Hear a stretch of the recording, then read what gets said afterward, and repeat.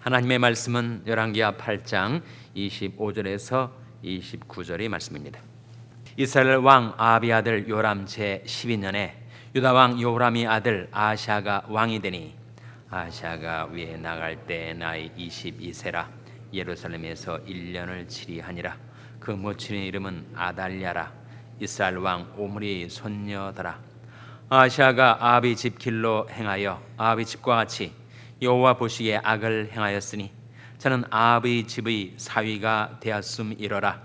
저가 아합의 아들 요람과 함께 길랏 라모스로 가서 아람 왕 아하셀로 더불어 싸우더니 아람 사람들이 요압을 상하게 한지라. 다 같이 읽으시겠습니다. 요람 왕이 아람 왕 하사엘과 싸울 때 라마에서 아람 사람에게 맞아 상한 것을 치료하려 하여 이스라엘로 돌아왔더라. 아합의 아들 요람이 병이 있으므로 유다 왕 요람의 아들 아하시아가 이스라엘에 내려가서 방문하였더라. 아멘. 할렐루야. 저에게 평강이 복을 기원하는 마음으로 샬롬 인사 나누시기 바랍니다. 샬롬. 샬롬. 오늘도 금요 새벽 기도에 잘 나오셨습니다. 금요 성경 공부가 저녁 7시 반부터 1시간 동안 있게 되는데 우리가 사도행전 공부를 재개하게 됩니다. 그래서 여러분 하나님의 말씀을 배울 수 있는 이 기회를 잘 활용하셔서 하나님의 말씀 한 구절 한 구절을 묵상하고 배울 수 있는 금요 성경 공부에 나오시기를 바랍니다. 금요 성경 공부는 말 그대로 성경 공부이기 때문에 제가 말씀을 가르치기도 하지만 또 여러분의 질문도 받고 질문에 대답도 하고 이렇게 서로 대화를 통해서 말씀을 공부하는 시간이니까 금요 성경 공부에 많이 나오셔서 말씀을 배우고 은혜를 받으시기를 바랍니다. 오늘 본 말씀에 보시면 분열 왕국 시대 부왕국 이스라엘에는 한 왕이 나라를 다스리고 있었고 남왕국 유다에는 왕이 교체가 되어서 새로운 왕이 일어났는데 물론 남왕국 유다는 대대로 다윗의 혈통 후손들이 왕이 되었으니까 아버지 대를 이어 한 왕이 재위를 하게 되었는데 바로 아하시아라는 왕이었습니다. 아하시아. 부왕국에는 요람이라는 왕이 그 시대에 있었어요. 그런데 그 요람과 아하시아가 악한 교제를 나누게 되었고 그래서 악인들의 교제 가운데 있었던 이 두 왕들에게 하나님께서 심판을 행하시는데 그야말로 내우 외환입니다. 바깥에서는 아람 왕 하사엘이 공격을 해 들어오고 안에서는 예후라는 장군이 모반을 일으켜서 결국은 두 왕 다 죽고 말아요. 비극적인 불행한 역사를 보여주고 있는 대목입니다. 자, 25절 같이 읽겠습니다. 25절 말씀 같이 읽겠습니다. 시작. 이스라엘 왕 아합의 아들 요람 제 12년에 유다 왕 요람의 아들 아하시아가 왕이 되니. 부왕국을 다스렸던 요람이라는 왕은 아합의 아들이었어요. 아합의 아들. 부전자전이었습니다. 아버지가 바알 숭배를 하니까 아들도 바알 숭배를 했습니다. 부왕국은 그렇게 되고 있었고 남왕국에서는 요람 아들 아하시아가 새로운 왕이 된 거예요. 아하시아가 위에 나갈 때 나이 22세였습니다. 예루살렘에서 몇 년을 치리했다고요? 1년을 치리했어요. 그러니까 1년 동안 왕으로 있었다는 거죠. 문제는 그 모친이었습니다. 그 아하시아의 모친 이름이 나오죠. 뭐였습니까? 아달랴. 이탈리아가 아니고 아달랴. 아달랴라는 이 여성이 문제의 여성이었습니다. 그 아달랴의 아버지가 누구예요? 아달랴의 아버지가 아합이었습니다. 아합. 아달랴의 어머니는 누구예요?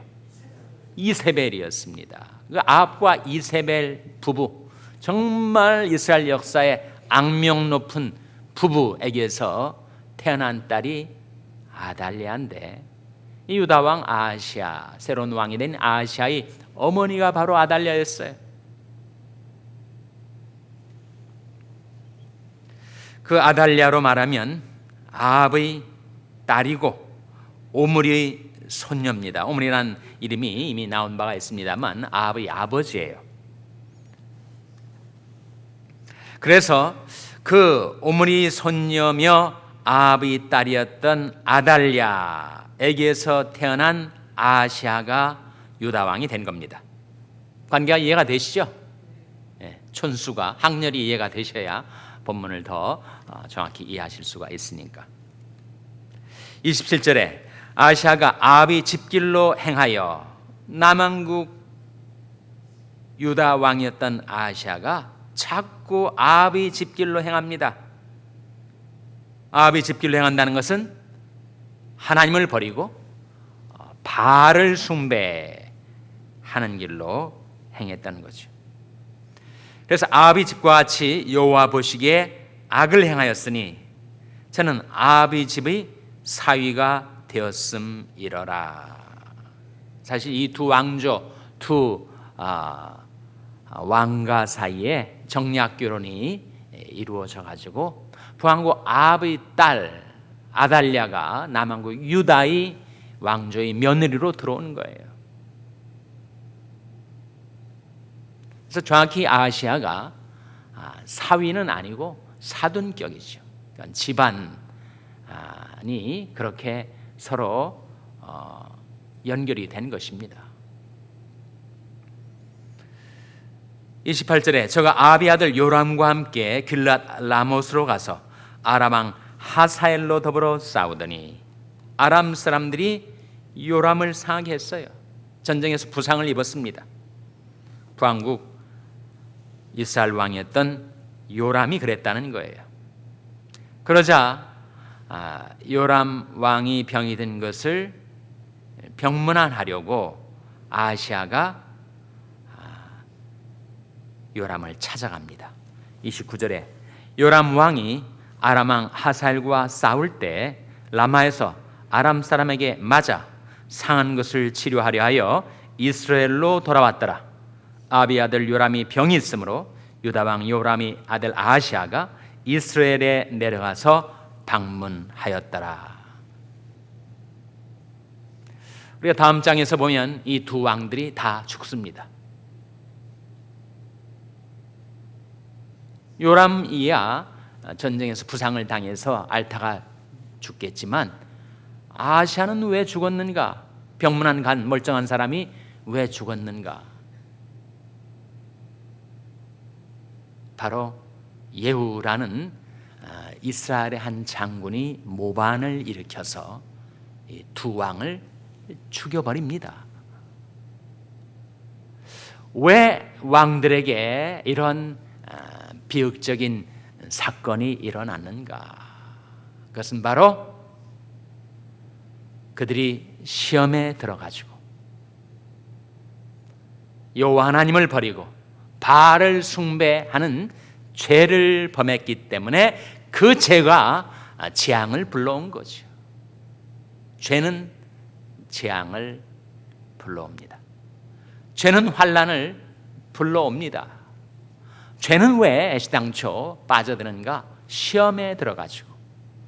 그래서 성경 말씀에 오직 각 사람이 시험을 받는 것은 자기 욕심에 끌려 미혹되미니 욕심이 잉태한즉 죄를 낳고 죄가 장사한즉 사망을 낳느니라. 그 말씀 속에 사람이 마음의 욕심 때문에 시험에 들게 되고 시험에 들면 죄를 범하게 되고 죄는 사망을 불러온다.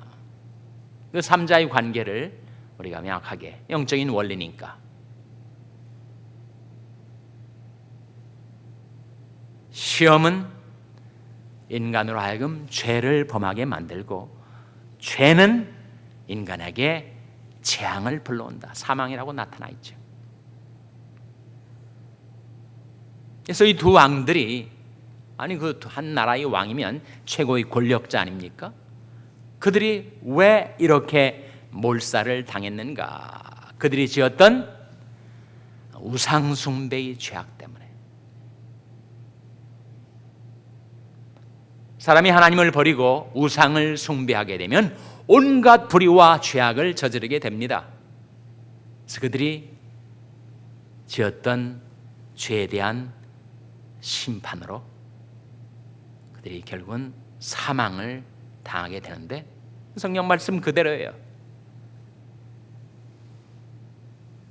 사람이 시험에 들면 죄를 범하게 되고,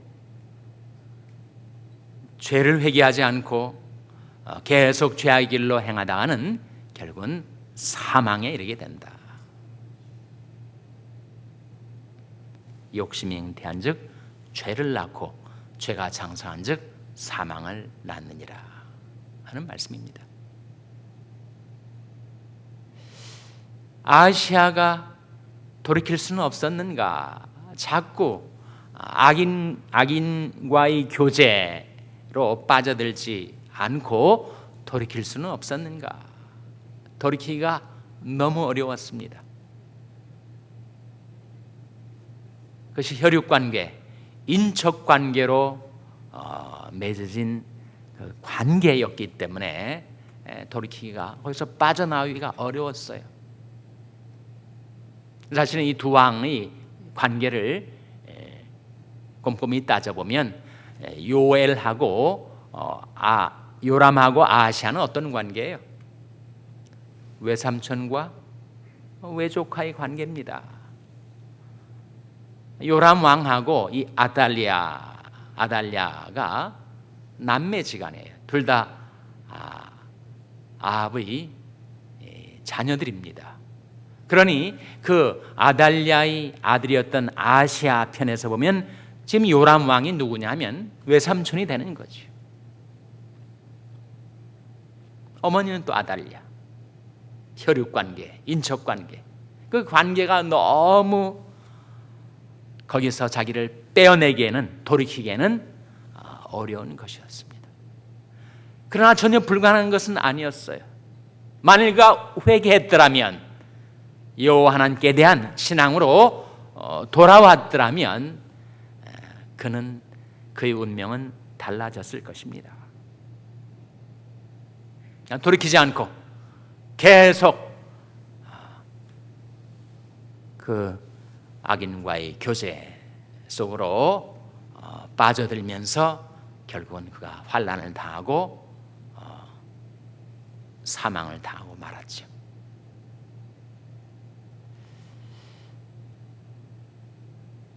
시험은 죄를 낳고 죄가 장성하면 사망을 낳는다. 그러니 인간에게 회복되려면 회개해야 하는데, 우리가 살 길은 하나님께로 돌이키는 회개. 그래서 성경에서 생명 얻는 회개라고 하잖아요. 생명 얻는 회개. 근데 무엇에 있어서 우리가 회개해야 되는가, 돌이켜야 하는가? 7가지 우리가 돌이켜야 될 영역이 있습니다. 첫째는 우리 마음이 돌아서야 해요. 내 마음을 주의 증거로 향하게 하시고 탐욕으로 향치 말게 하소서. 우리 마음이 돌이켜져야 합니다. 내 아들아, 네 마음을 내게 달라, 하나님 말씀하셨죠. 우리 하나님을 사랑할 때 네 마음을 다하여 하나님을 사랑하라. 그러니까 마음을 돌이켜 하나님 앞에 바쳐야 합니다. 두 번째는 우리의 생각이 달라져야 하죠. 너희는 이 세대를 본받지 말고 오직 마음을 새롭게 함으로 변화를 받아 했을 때 그 마음은 하트가 아니라 마인드입니다. 생각이란 말이죠. 우리는 세상에 살면서 세상적인 생각, 인본주의적인 생각, 육신적인 생각에 물들어갑니다. 그러니 이 세대를 본받지 말라. 이 세상 사고방식 가치관 따라 살지 말고 마음을 새롭게 함으로 변화를 받으라 했을 때 생각을 새롭게 함으로 변화를 받으라 라는 뜻이니 우리 생각이 또 바뀌어야 하죠. 그리고 우리 뜻이 돌이켜져야 합니다. 내 마음을 다하고 목숨을 다하고 뜻을 다하여 하나님을 사랑하라. 이 세상도 그 정욕도 지나가되 오직 하나님의 뜻을 행하는 이는 영원히 거하느니라. 인간적인 뜻에서 돌이켜 하나님의 뜻에 합치되는 방향으로의 돌이킴이 우리에게 필요합니다. 눈에 보이지 않는 것, 내 속에 있는 것 세 가지가 돌이켜져야 되는데 마음과 생각과 뜻이에요. 그 다음에 우리에게 회개가 필요한 영역이 있는데 그것은 바로 말이죠. 말. 사람 마음속에 있는 그 마음과 생각과 뜻이 입 밖으로 나올 때 그것이 말이 되는 거 아닙니까? 우리는 말에 있어서 돌이킴이 있어야 합니다. 누추함과 어리석은 말이나 희롱의 말이 마땅치 아니하니 돌이켜 감사하는 말을 하라. 우리 언어, 우리 언사에 있어서의 회개를 촉구하는 말씀이죠. 돌이켜 감사하는 말을 하라. 무릇 더러운 말은 내 입 밖에도 내지 말고 오직 덕을 세우는 데 소용되는 대로 선한 말을 하여 듣는 자들에게 은혜를 끼치게 하라. 말에 대한 말씀이지 않습니까? 선한 사람은 그 마음에 쌓은 선에서 선을 내고 악한 자는 그 쌓은 악에서 악을 내나니 이는 마음에 가득한 것을 입으로 말함이니라. 말.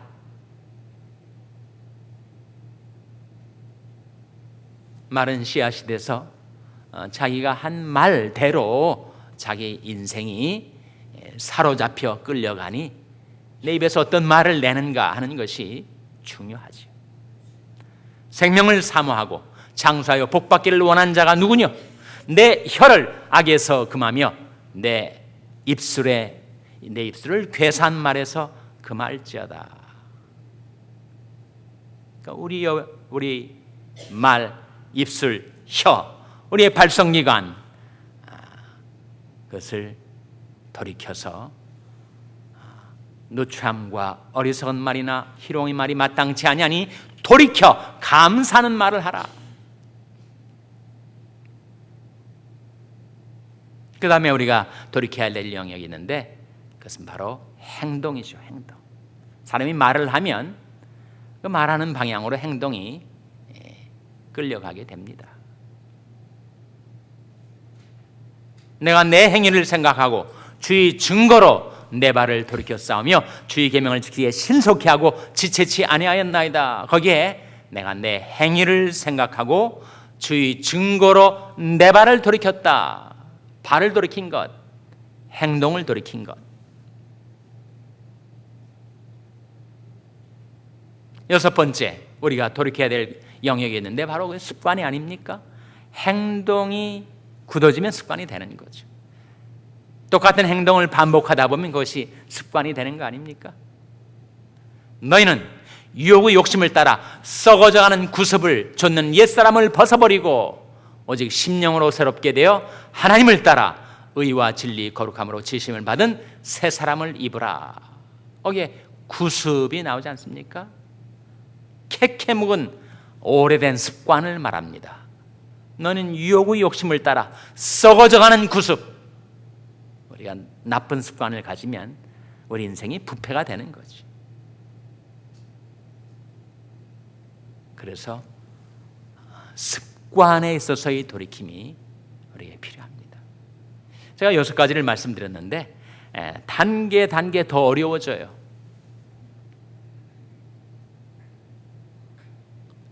우리 안에 있는 마음과 생각과 뜻을 돌이키기는 좀 더 쉽고 그것이 바깥으로 표출되어서 말과 행동과 습관이 되면 말 돌이키기가 어렵고 행동을 돌이키기는 더 어렵고 행동이 굳어진 습관을 돌이키기는 더 어려운데 우리가 돌이켜야 될 7번째 가장 어려운 돌이킴, 그것이 바로 관계의 돌이킴입니다. 지금 아시아의 문제는 요람이라는 왕과 관계 속에서 굳어져 버린 그런 시험이었습니다. 그 시험이 죄를 낳고 죄가 사망을 낳게 된 거죠. 관계는 정말 가장 돌이키기 어려운 우리 난제입니다.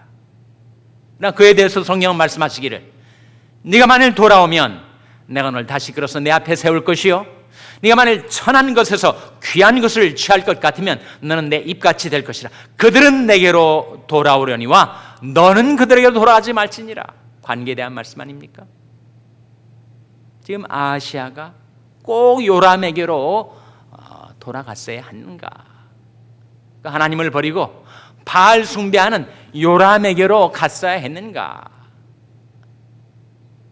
그렇지 않고 아시아 때문에 요람이 여호와 신앙으로 돌아올 수는 없었는가? 그들은 내게로 돌아오려니와 너는 그들에게로 돌아가지 말지니라. 그래서 참 어려운 일이죠. 사실 7가지 하나하나가 다 돌이키기가 어려운 것입니다. 마음을 돌이킨다는 것, 생각을 돌이킨다는 것, 뜻을 돌이킨다는 것 어렵죠. 말을 돌이킨다는 것, 행동을 돌이킨다는 것, 습관을 돌이킨다는 것 어렵습니다. 이미 형성된, 이미 맺어진 관계에서의 돌이킴은 더더군다나 어려워요. 그것이 인간적으로 어렵기 때문에 우리에게는 하나님의 인자심과 풍성한 구속이 필요합니다. 시편 130편 7절 말씀 우리 한번 찾아보시기 바랍니다. 시편 130편 7절 말씀.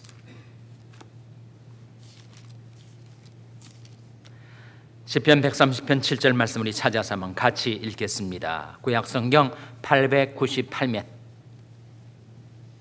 시편 130편 7절 말씀 찾으셨어요? 자, 같이 읽겠습니다. 시작. 이스라엘아 여호와를 바랄지어다. 여호와께는 인자심과 풍성한 구속이 있음이라. 하나님께는 뭐가 있다고요? 인자심과 풍성한 구속이 있다.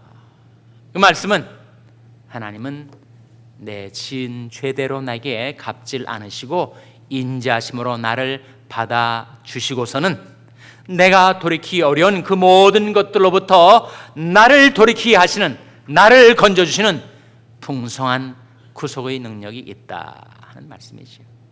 인간의 실존은 1절에 나타나 있습니다.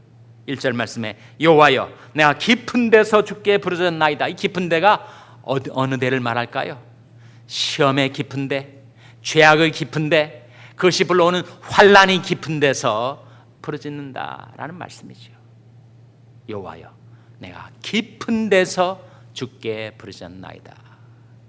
내가 깊은 데서 내 발이 시험과 죄악과 환난이 깊은 데 빠져들 때 내가 돌이켜 하나님을 향하여 부르짖으면 하나님께는 그 인자심과 풍성한 구속의 능력으로 저와 여러분을 그리고 우리 자녀들과 우리 교회를 그 모든 시험과 죄악과 환난으로부터 구원하여 주시기를 주님의 이름으로 축원합니다.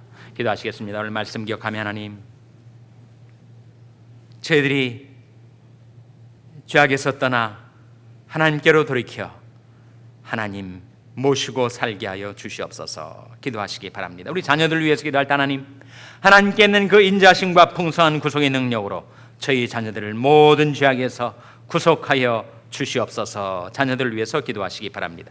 병상에 낙한 지체들을 위해서 기도하실 때 하나님, 저들이 고통의 깊은 데서 하나님께 부르짖을 때 하나님께서 들으시고 구원하여 주시옵소서.